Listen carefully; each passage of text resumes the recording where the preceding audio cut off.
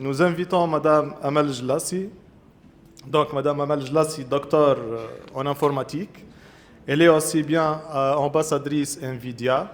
Et aujourd'hui, elle va nous parler d'un sujet très important, l'IA en médecine. Donc, innovation, défis et perspectives. Donc, vous pouvez commencer, Madame. Merci.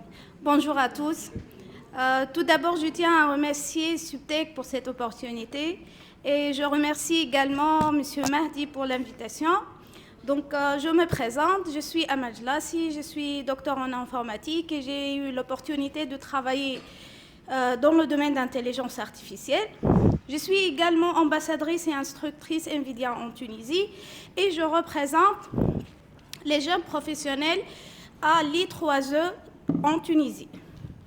Donc, j'ai aussi l'opportunité aujourd'hui de vous présenter un sujet que j'adore, l'intelligence artificielle en médecine, en termes d'innovation, défis et perspectives. Donc, on est dans l'ère du numérique et avec la digitalisation croissante des soins de santé, on a eu l'opportunité pour des transformations pratiques et cliniques vers plus de réactivité et d'efficacité.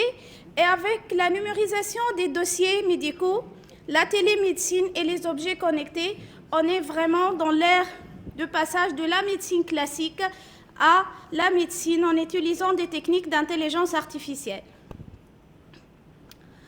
En fait, la question qui se pose, pourquoi l'IA ? Pourquoi l'IA dans le domaine de la médecine? Et pourquoi maintenant on parle de l'IA sachant qu'elle est déjà née depuis des années? Pourquoi maintenant on parle de l'IA dans tous les domaines et dans plusieurs domaines d'application? En fait, si on dit IA, on dit traitement des données massives. Et avec surtout l'essor de l'Internet et l'explosion de volume de données médicales, surtout, on a maintenant une variété des images, ERM, CT scan, PTRM, et même actuellement, grâce à des capteurs, on a des données génomiques, et même il y a des applications qui mènent la relation entre l'imagerie et la génomique afin de prédire des maladies à un stade précoce. Donc aussi, avec la pandémie de Covid, on a eu un besoin de diagnostic rapide et de prise en charge personnalisée, même à distance, ce qui engendre une réduction des erreurs médicales et une optimisation de ressources importantes. Donc, c'est pour ça on cherche et on opte à l'utilisation de l'intelligence artificielle dans le domaine médical afin de faciliter et arriver à diagnostiquer plusieurs maladies dangereuses à un stade précoce. Donc, si on dit IA en médecine, on parle d'un panorama des applications telles que les diagnostics assistés par l'intelligence artificielle. Et là, si on dit intelligence artificielle, on ne dit pas qu'on va ignorer le rôle du médecin. On ne va pas réellement remplacer les médecins, mais on cherche à créer et concevoir des systèmes d'aide à la décision. Donc, c'est pour ça qu'on parle des diagnostics assistés par l'IA et contrôlés par les experts du domaine. Bien évidemment, si on parle des maladies les plus dangereuses et qui provoquent un taux de mortalité important, c'est à cause d'un diagnostic tardif. Et donc, parmi les objectifs et les challenges de l'intelligence artificielle, c'est d'avoir des outils et des applications qui mènent à un diagnostic précoce, tel que les maladies de cancer et encore plus. Un autre domaine d'application, ou bien un autre défi de l'intelligence artificielle en médecine, c'est l'analyse prédictive. Et grâce aux données génomiques actuellement, on arrive à avoir des systèmes de prédiction, même avant de détecter la maladie, et même d'étudier l'allure génétique d'une maladie à travers des diagnostics parentaux. D'accord? Donc, je vais parler de quelques clés d'innovation en termes de diagnostic et imagerie médicale. Ici, je mets l'accent sur l'imagerie parce que l'image est la source la plus descriptive et plus proche de l'être humain. On visualise, on observe et on analyse. Donc, c'est de transmettre déjà... Là, c'est quoi l'intelligence artificielle en 2 mots? C'est l'imitation de l'être humain. Donc, on cherche un modèle qui nous aide à analyser d'une manière efficace et précise les images médicales. Donc, surtout actuellement, si on parle de l'essor des modèles profonds, le deep learning, qui sont des modèles inspirés des réseaux de neurones humains. Donc, ce sont des modèles sophistiqués, des modèles de plus en plus profonds, jusqu'à arriver maintenant de parler des black box. On n'arrive plus à déchiffrer les couches qu'on a conçues. Donc, l'interprétation est devenue avancée des images et on a eu des précisions même au-delà de 90%. Et avec l'utilisation de ces techniques, on a arrivé à avoir des précisions et augmentation de fiabilité de 20 à 30%. Et bien sûr, si on parle de la précision, bien évidemment, on parle de la diminution de taux d'erreur. L'intelligence artificielle n'a pas touché seulement les données d'imagerie. Actuellement, il y a des robots surtout dans le domaine chirurgical, où il y a une précision et intervention mini-invasive améliorée. Parce qu'auparavant, la médecine demande des biopsies et ainsi de suite. Et donc, maintenant, on cherche des méthodes et des solutions non invasives qui mènent aussi à un bon déroulement de la chirurgie. Et par la suite, ça mène à un gain de temps et moins de complications post-opératoires. Et donc, ce sont des applications d'intelligence artificielle avancées qui sont même utilisées dans des cadres des guerres. Maintenant, si on parle de guerre, on parle d'une guerre réellement technologique. Et comme je suis chercheuse, je veux creuser une partie de mes recherches là où l'intelligence artificielle et l'autisme se croisent.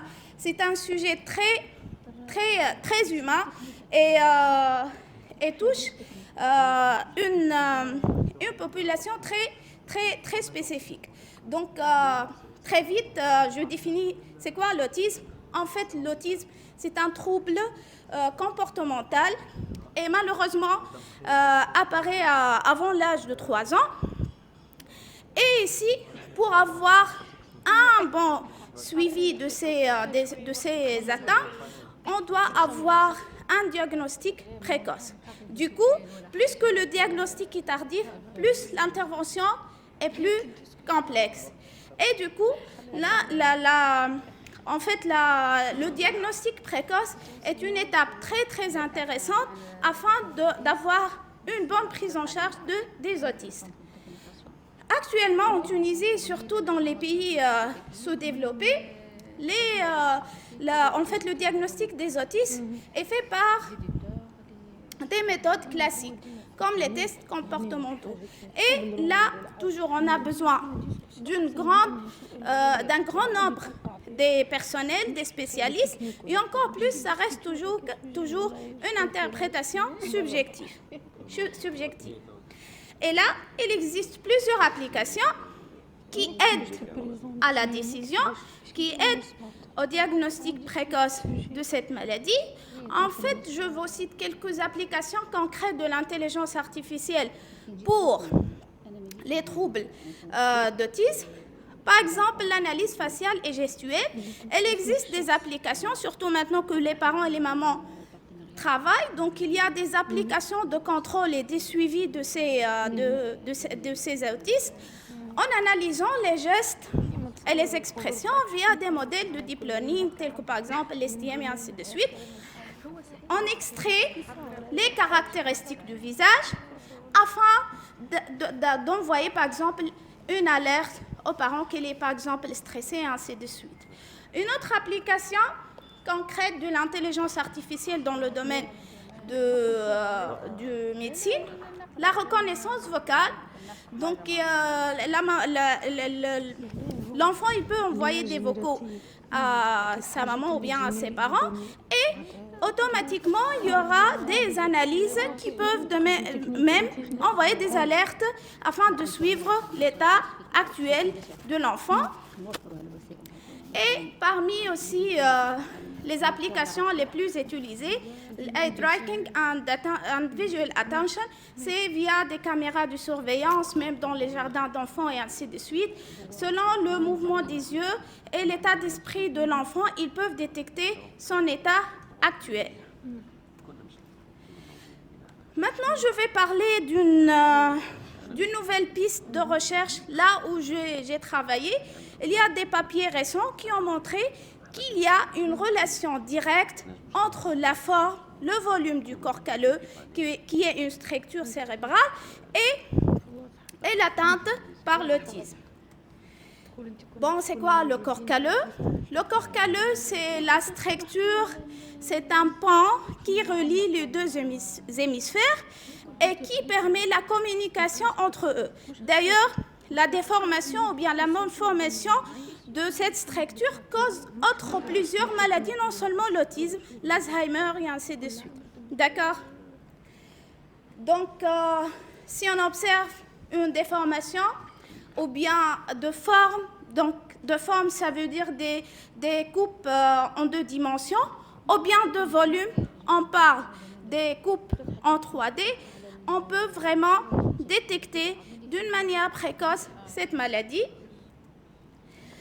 Donc, dans ce contexte, j'ai travaillé avec une équipe suisse afin de concevoir une application d'Extended Reality au service du diagnostic cérébral et bien précisément pour la segmentation et la mesure de volume du corps calleux d'une manière invasive et sans chirurgie. Donc, comme je vous ai dit, c'est une application immersive. Donc, si on dit réalité étendue, extended reality, elle englobe la réalité augmentée, la réalité virtuelle et la réalité mixte. Et donc, ça ne nous oblige pas à utiliser un outil bien sophistiqué, soit avec des lunettes de réalité virtuelle ou bien avec des tablettes et même avec le site web. Donc, je vous montre...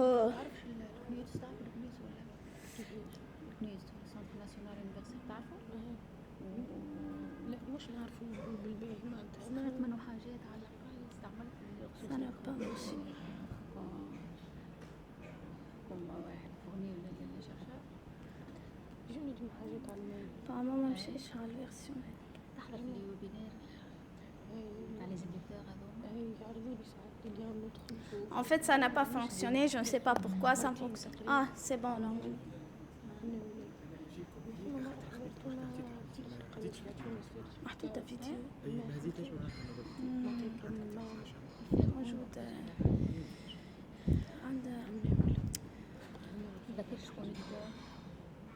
Je passe, c'est pas grave. En fait, comme je vous ai dit, c'est une application qui permet la visualisation du corps calleux, la mesure, la parcellation, même la position du corps calleux au niveau du cerveau, même une exploration en direct de totalité du cerveau. Donc, ça nous permet une exploration en 3D, soit sur tablette, soit sur des lunettes réalité virtuelle. Malheureusement, ça n'a pas fonctionné pour vous montrer les 3 modes pour la visualisation du corps calleux. Et ça donne aux chercheurs, bien aux médecins, aux experts du domaine, une manipulation interactive telle que zoom, mesure, rotation et ainsi de suite. Et ça représente une comparaison avec des modèles benchmark, des modèles de référence. Donc, cette expérience a mené une étude pilote en radiologie et neurologie. Et après une étude de l'interface, et j'ai envoyé l'application pour avoir des avis des experts, on est arrivé à avoir des avis que notre application elle est ergonomique et utile en termes cliniques et pédagogiques. Et on cherche maintenant à avoir une intégration au quotidien professionnel. Ce n'est pas évident en Tunisie. Donc, application, l'intégration, ce n'est pas évident encore aux hôpitaux tunisiens. Donc, parmi les défis majeurs de l'intelligence artificielle en termes généraux, au-delà de mon projet de recherche, on cherche réellement des tests rigoureux. Donc, dans ce cas, on teste notre application sur plusieurs hôpitaux avec plusieurs experts du domaine afin d'avoir un retour plus ou moins rigoureux afin de parler du déploiement d'une application, parce que si on parle de la médecine de la santé, c'est critique déjà d'avoir une certaine confiance. Aussi, on cherche des réglementations claires. L'État, elle doit avoir des normes pour encadrer réellement l'usage médical de l'intelligence artificielle et avoir finalement des standards de sécurité. Aussi, on a besoin vraiment du data, du données. Donc, on doit travailler sur des données locales de notre population, de nos patients. Donc, jusqu'à maintenant, on ne peut pas réellement avoir une bonne quantité de données afin de tester nos modèles. Et bien sûr, tout en protégeant les données selon des normes de conformité, de sécurité. Et comme nous sommes des pays non développés, on est encore dans l'inégalité technologique avec des limites en termes de ressources, des données, afin de pouvoir vraiment être innovateurs et avoir des innovations à titre tunisien. Donc, bien sûr, si on parle de deux domaines qui sont vraiment sensibles, on doit parler de la considération éthique, l'autonomie et la responsabilité. On cherche réellement des machines autonomes, des machines qui impactent, qui imitent l'expertise humaine et la décision médicale, mais en contrepartie, on pose toujours la question qui est responsable en cas d'erreur diagnostique et comment vraiment on peut évaluer et expliquer nos modèles en termes de transparence des algorithmes explicables et en termes d'interprétation mathématique. Et finalement, l'intelligence artificielle est une véritable révolution pour la médecine. Si les opportunités sont immenses, leur concrétisation passe par une collaboration étroite entre ingénieurs, médecins, patients et bien sûr décideurs politiques. Et comme chercheurs rêveurs, on cherche vraiment à avoir une collaboration avec les médecins afin d'avoir, comme je vous ai dit, des systèmes d'aide à la décision, d'avoir une santé préventive et que l'intelligence artificielle qui aide la médecine soit accessible pour tout le monde et pour les zones sous-équipées. Et merci pour votre attention. Merci Madame Amal, merci pour cette présentation. Madame Amal, c'est une experte en intelligence artificielle, elle travaille beaucoup sur les phénomènes de deep learning, récemment sur les transformers aussi. J'ai vu un dernier papier qui est déjà publié par vous sur les transformers avec YOLO. Vous avez fait la combinaison. Donc j'ai inspiré de cette idée-là et j'ai déjà maintenant un journal à Frontiers in Artificial Intelligence qui est dans une phase avancée pour être accepté. Tu m'as cité ou non? Je pense oui. D'accord. Donc vous avez une question? Merci, vraiment, je vous remercie pour ce sujet parce que, comme tout le monde le sait, la médecine, c'est l'un des axes les plus sensibles de l'intelligence artificielle, d'ailleurs de l'informatique d'une manière générale. Comme nous l'avons dit ce matin, l'intelligence artificielle, c'est une science basée sur les données. Qui dit données, dit, comme nous le disons tous, une huge base de données, une banque de données, une data mine, etc. Mais on se pose la question d'où viennent ces données.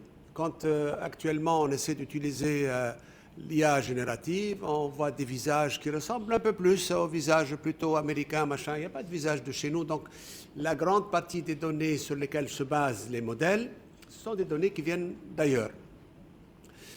Nous avons donc un problème de données. Vous avez vous-même traité cette partie-là quand vous avez parlé en médecine de la responsabilité, de la fiabilité des données et de la sécurité des données.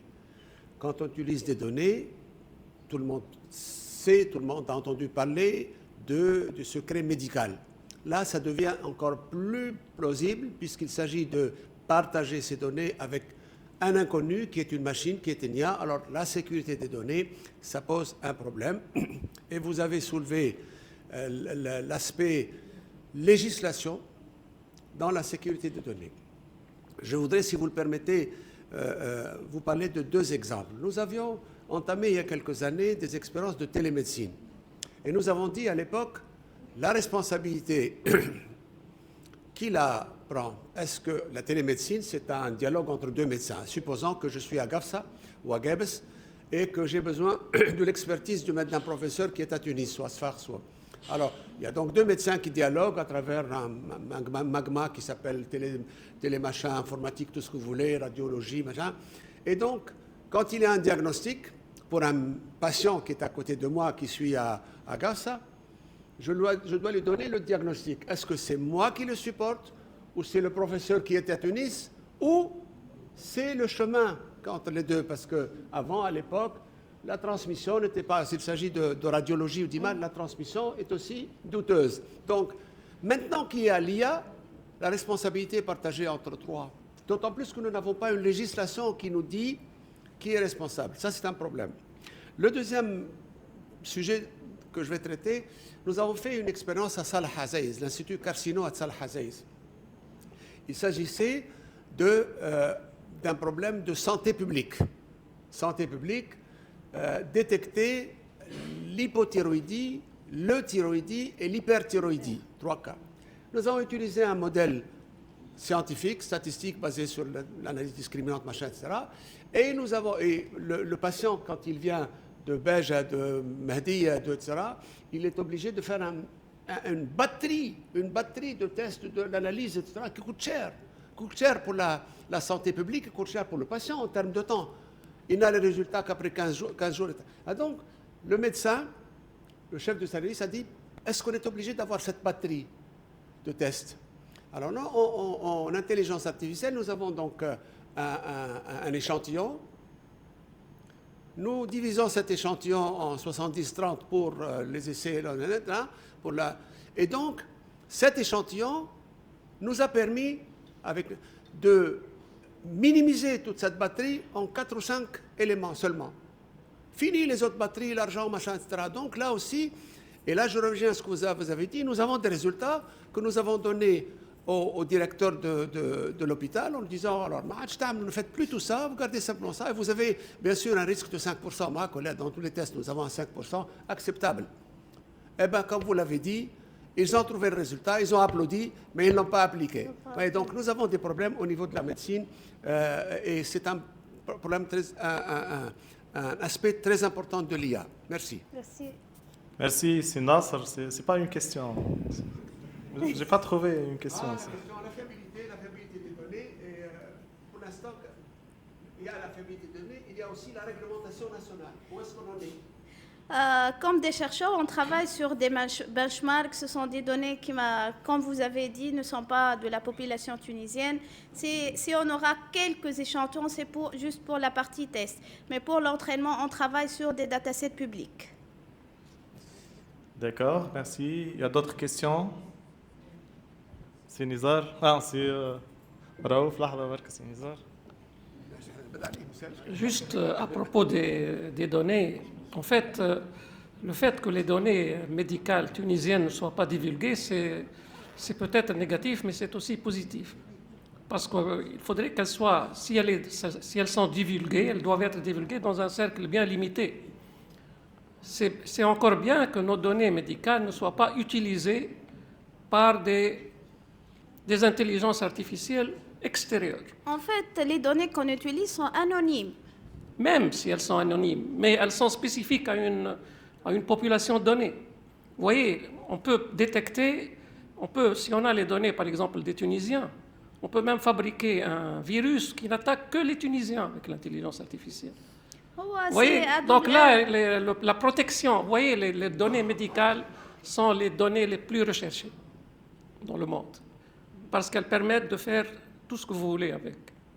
Donc en fait, il faut protéger les données. Il faut savoir les utiliser, mais dans un cadre restreint, bien déterminé. À mon avis, Oui, je ne sais oui, pas je si c'est confirme. ce que vous en pensez. Là, je confirme. Merci, Siraouf. On clôture avec la dernière question. Monsieur Nizar Ferjeni.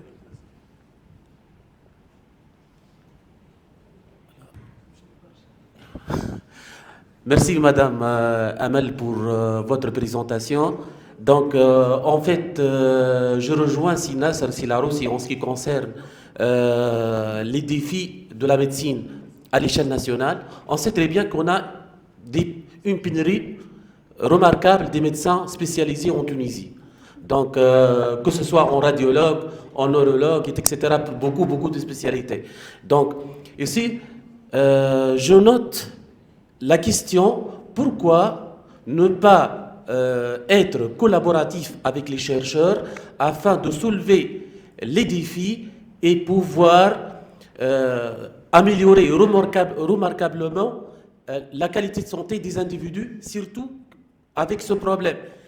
Donc, et je me pose la question, donc, est-ce qu'il y en a des freins au partage des données médicales à l'échelle nationale pour la recherche scientifique?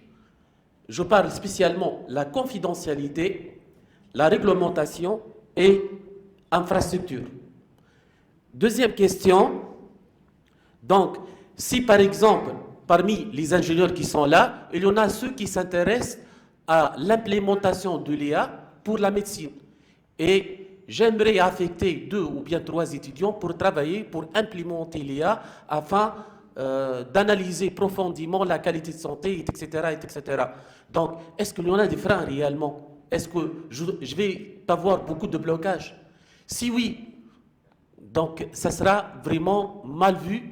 Pourquoi? Puisqu'on est en train de freiner la recherche, de freiner les avantages de l'IA au profit de nos patients et au profit des chercheurs. Merci. Merci. Merci, Nizar.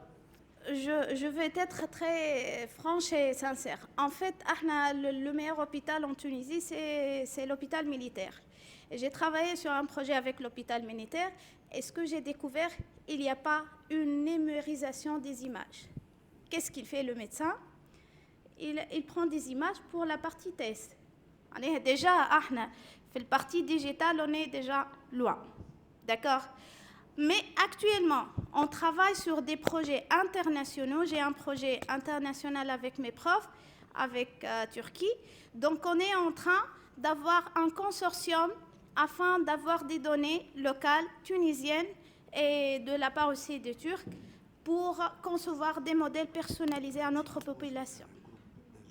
Merci.